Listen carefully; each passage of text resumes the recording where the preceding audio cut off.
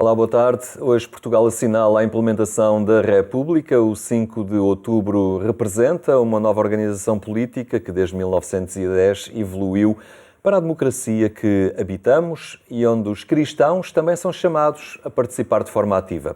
Entre nós está Ana Miguel dos Santos, advogada, integra a direção da Cáritas Diocesana de Lisboa e foi deputada na Assembleia da República. Boa tarde, obrigado por estar aqui entre nós no programa Eclésia. Neste dia em que recordamos a República e como tal também a democracia em que vivemos, pergunto-lhe, quando se fala de política, e a política tantas vezes não goza da melhor popularidade, estamos na realidade a falar de uma das formas mais nobres do exercício da caridade.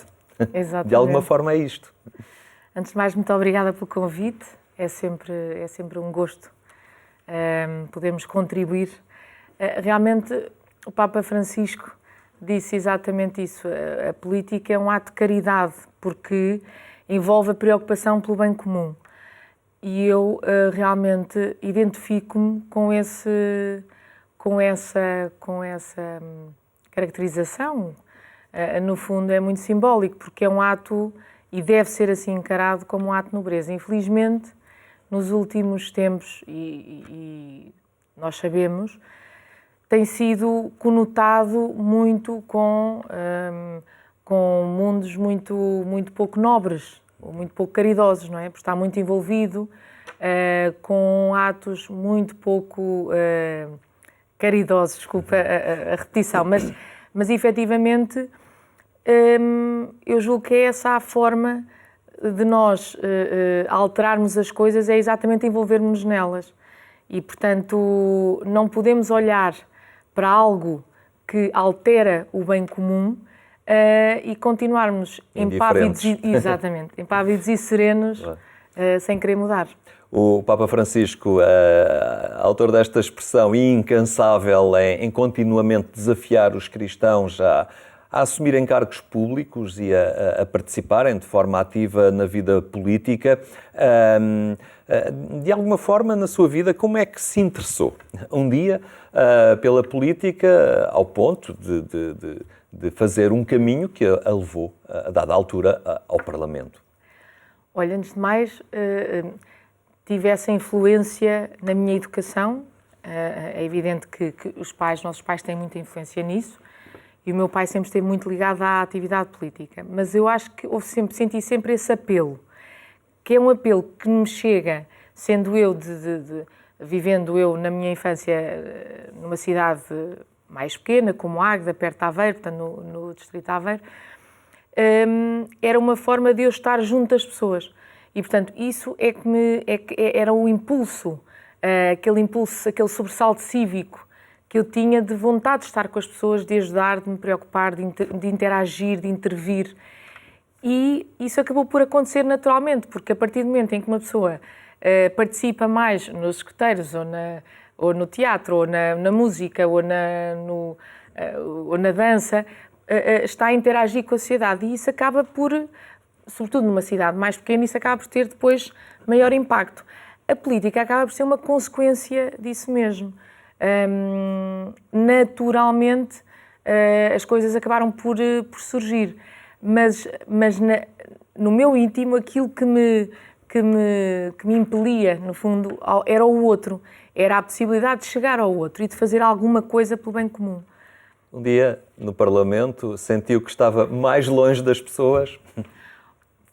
Olha, por acaso a minha experiência como deputada foi muito desafiante, porque coincidiu com o grande período da pandemia. Portanto, eu só estive sem estar em pandemia durante 6 meses, o que de alguma forma nos impediu de contactar muito com as pessoas. Mas eu desde o início me ofereci, vendo eu uma pessoa saudável, mais nova do que muitos dos meus colegas, eu ofereci-me logo, porque nestas situações de emergência eu tenho sempre a vontade de reagir e de ajudar. E procurei sempre estar presente junto daqueles que mais necessitavam. Tendo eu a coordenação da Defesa Nacional e sendo uma área que para mim me era muito cara, tive a oportunidade de mudar, desde o início, de fazer um apelo para que os militares estivessem, pelo menos na coordenação de uma atividade, de uma operação logística como esta, porque tinha a perfeita consciência de que a resposta que o Estado e as entidades, todos nós, teríamos que ter era nesse sentido. E, portanto, a minha mensagem foi muito procurar chegar às pessoas, procurar trazer-lhes tranquilidade nestes momentos de emergência e de desconhecimento, sem perceber muito bem o que é que iria acontecer, e procurar também trazer uma mensagem de responsabilização de cada um de nós, porque por muita intervenção que o Estado tenha neste tipo de eventos, quando está em causa o risco, situações de catástrofe natural ou de riscos decorrentes da atividade do homem, aquilo que se pede sempre às pessoas é uma resposta consciente e, sobretudo, de prevenção para o risco. Tivemos um militar a coordenar o processo de vacinação e correu muito bem. Exato. Mas, habitualmente, até pelo nosso sistema, não sei se estou a dizer corretamente, o nosso sistema político ou eleitoral ou dos círculos, tantas vezes depois há distanciamento dos políticos em relação aos círculos onde foram eleitos, e as pessoas apreendem isto e gera-se uma percepção de que quem decide e faz as leis anda muito desfasado daquilo que é a vida concreta dos cidadãos. Isto incomoda alguém que está na vida política, como no seu caso, que queria ser fator de mudança e cultivar esta proximidade às populações? Com honestidade, eu tenho que lhe responder a essa pergunta de forma muito honesta. Os partidos afastaram-se muito das pessoas. Isso é uma realidade. E o resultado que nós temos, e os resultados eleitorais, esta abstenção que nós temos, é o resultado exatamente disso. É consequência deste afastamento. Porque os sistemas de eleição, de identificação das pessoas, que acabam por representar os populares, cidadãos, estão cada vez mais afastados dessa mesma realidade, porque senão não teríamos uma abstenção tão grande. Claro que também são outros fatores que também interferem, como uma descrença que existe nas pessoas de que algo irá mudar. Mas essa descrença existe exatamente porque há este afastamento. Porque muitas vezes as pessoas que são escolhidas, não foi o meu caso, porque tenho a certeza, eu estava fora completamente dos meandros dos partidos e sou convidada, sobretudo pelo meu currículo e pela minha atividade profissional. E por ser uma cara, digamos, nova e havia essa tentativa de trazer alguma frescura à política, porque as pessoas estão realmente cansadas. As pessoas estão cansadas destes modelos e depois isto acaba por trazer o crescimento de movimentos mais pró-populistas, porque a mensagem muitas vezes destes partidos, e não estou a falar só do caso português, estou a falar de outros casos que também conhecemos e que eu também estudei, têm na sua verdade, ou melhor, têm na sua mensagem muita verdade. São anseios das pessoas, porque estão todas ancoradas naquilo que os políticos falharam. E, portanto, é necessário, as pessoas não se sentem verdadeiramente representadas. E isso é pela falta de empatia, pela falta de contacto com as pessoas e, sobretudo, uma grande descrença. Eu acho que as pessoas não acreditam que algo vá mudar. E quando nós chegamos a este ponto de descrença, temos que nos perguntar o que é preciso fazer para alterar e para trazer as pessoas a envolverem-se e a refundarem este contrato social que tem que existir entre os políticos, entre aquelas pessoas que nós elegemos para nos representarem e as pessoas e os cidadãos. Claro. E no hemiciclo, quando se está nestes debates parlamentares, na vida política, percebe-se a presença dos cristãos ou o Evangelho fica guardado quando se chega a estes lugares? Obviamente que ninguém traz uma t-shirt a dizer o que é ou o que é que representa. Sabe-se que representam forças partidárias, mas percebe-se a presença de cristãos na vida política? Percebe-se. Ela não sobressai muitas vezes daquilo que é o debate político, mas acaba por se perceber naquelas que são as suas opiniões, naqueles que são os debates mais tensos. Ainda por cima, tivemos muita discussão agora com a questão da eutanásia, que foi trazida neste período em que muitas pessoas não entendiam porque é que fomos discutir este tema num momento tão difícil para o país, em que se estavam a pedir tantos sacrifícios. E o debate político é exatamente isso. O que eu sinto é que muitas vezes, e isso é uma pena, a religião, eu sempre entendi assim, as crenças individuais de cada um devem ser sentidas, devem ser vividas no seu recato. Nós não precisamos de discutir ou de andarmos com placares a exacerbar isso. Agora, cada vez mais, eu acho que é necessário, e eu sinto esse apelo do Papa Francisco aos cristãos de envolvam-se na política, portanto, tenham uma atitude proativa e não só reativa. Transformadora, não é? Transformadora. Eu Sim. acho que há uma sensação de apatia,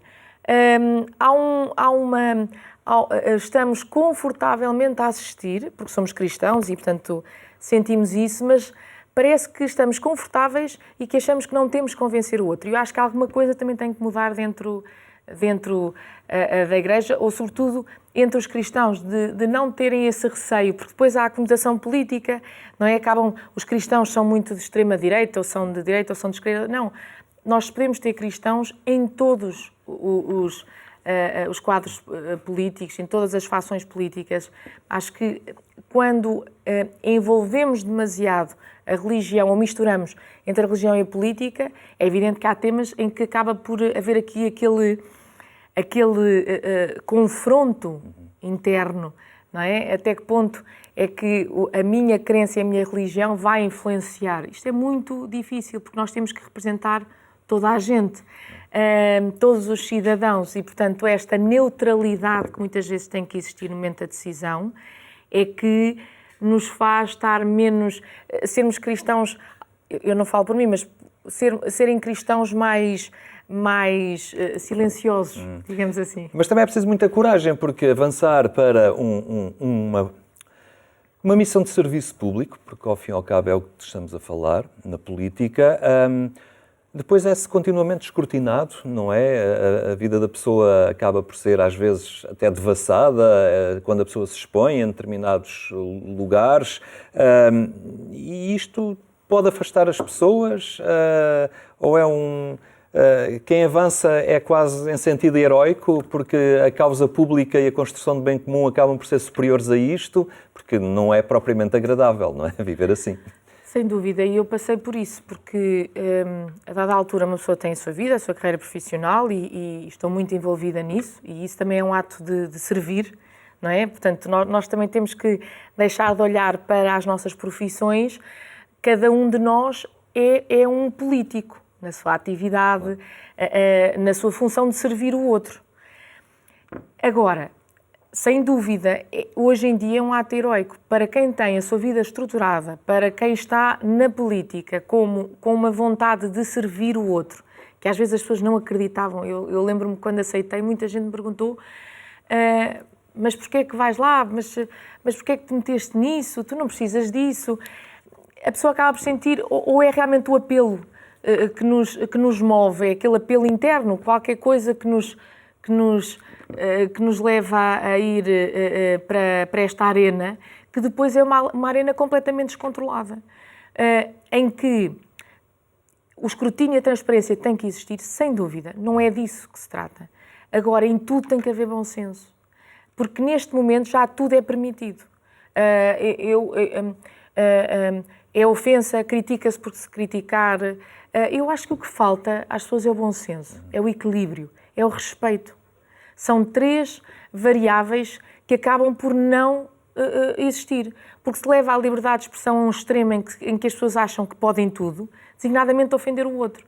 E as pessoas não se podem esquecer que a minha liberdade termina quando a do outro, se inicia. E tem que haver o limite do respeito e do bom senso. Sim, e do respeito, sem dúvida, do bom senso. Hoje, há uns anos atrás, tínhamos os órgãos de informação oficiais e normais, não é? Mas hoje temos as redes sociais, que é um campo terrível, não é? Onde, sobre o anonimato, se ofende e se agride de forma impune. Mas atualmente está na direção também da Cáritas Diocesana de Lisboa. Ao fim e ao cabo, percebe-se a preocupação de continuar a servir e a construir, a edificar este bem comum. Sem dúvida, foi um desafio que me foi colocado ainda antes de ser deputada. Entretanto, quando assumi funções em 2019, suspendi o mandato porque, lá está, para não deixar contaminar um mundo pelo outro. E tenho essa vontade de servir, de mudar, de ajudar a mudar, sobretudo ajudar as instituições também a adequarem-se às novas realidades, porque se o mundo muda, as instituições necessariamente têm que mudar. E eu sou daquelas pessoas que acham que as mudanças só se fazem por dentro. Não basta estarmos confortáveis em casa, continuamente ou atrás desses perfis falsos, a criticar o outro. Isso é muito fácil. Aliás, isso é de uma cobardia, desculpa a expressão, enorme. Eu gostava de ver as pessoas mais envolvidas, tragam as críticas e vamos alterar por dentro. Não vamos estar só, é um bocadinho fazendo aqui a comparação entre, que não é comparável, são mundos diferentes, mas são mundos feitos de homens, porque no final do dia são os seres humanos que estão, e eles não mudam, porque problemas há na política, há nos hospitais, há nas escolas, há nas empresas, há nas famílias, há em todo lado. Porque no final do dia somos todos homens. E todos nós erramos. É a natureza. Só que, claro, a política tem mais visibilidade, os erros, não é? Quando ganham outra dimensão e outro conhecimento, não é? Chegam mais perto às pessoas. Mas, sem dúvida, eu acho que... Aliás, eu fui educada dessa forma. Há um lado de nós, temos que deixar de ser egoístas. Pensamos muito no nós, estarmos... Reservarmos algum tempo para servir. Se nós conseguirmos disciplinar o nosso tempo, programar o nosso dia-a-dia para termos um pouco destas dimensões, a dimensão pessoal, a dimensão da família, mas sobretudo também a dimensão da entreajuda. Porque nós não sabemos, nós somos seres humanos e precisamos todos uns dos outros. E, portanto, se conseguirmos contribuir para esse bem-estar, eu acho que é aí que vem o sucesso de todos. E como disse bem, mais importante do que falarmos é fazermos. Eu acho que as pessoas só se vão juntar se perceberem que eu estou a falar a verdade. Essa empatia que eu senti quando estive na política e quando estive no Parlamento é as pessoas sentirem que eu estava... Aquela que era a minha mensagem, eu não estava a falar para os outros, eu não estava a exigir aos outros. Eu própria pratico esse ato de entreajuda. Portanto, eu não posso pedir aos outros, olha, dediquem o vosso tempo para, e depois eu própria não fazer isso. Claro. É a liderança, por exemplo. E os jovens, sendo jovem, percebe vontade nos mais novos de agarrarem a política ou formas inovadoras de fazer política, estruturas mais leves? Sem dúvida, eu acho que o mundo vai mudar, sem dúvida, o sistema político vai mudar, os partidos vão necessariamente ter que mudar, porque aquilo que eu recebo e aquilo que eu ouço, eu não estou a falar dos jovens que já integram partidos políticos, porque eu acho que eles vivem todos numa bolha, os partidos estão a viver numa bolha, e só se vão a perceber, e não querem sair desta bolha, porque esta bolha é-lhes confortável, é-lhes seguro. Os jovens que estão fora dos partidos e que nas escolas, nas universidades, o que eu noto é uma vontade enorme de de interagir, de agir, não sabem é bem como. Ou seja, como disse, e muito bem, novas formas de intervir na sociedade. Eu tenho a certeza de que elas vão surgir e vão ser cada vez mais necessárias. Porque o sistema dos partidos, é evidente que os partidos são necessários e nós não podemos diabolizar os partidos. O que temos é que perceber se eles não precisam, eles próprios, de se refundarem, de mudarem, de alterarem os modelos de seleção, de escolha, de participação política. Eles necessariamente têm que se abrir à sociedade. Portanto, isto não é uma conversa contra, não é um discurso contra, uma mensagem contra os partidos, claro. Porque eu acho que não é assim que se mudam as coisas. É uma mensagem para ajudar os partidos. Exatamente. Muito bem, muito obrigado por esta partilha neste dia tão significativo para a nossa democracia, mas ficam aqui sugestões bem interessantes e bem urgentes. Muito obrigado. A terminar, recordo ainda que mais logo, alguns minutos após a meia-noite, pode acompanhar a edição rádio do programa Eclésia na Antena 1. Tenha então uma muito boa tarde e até amanhã, se Deus quiser.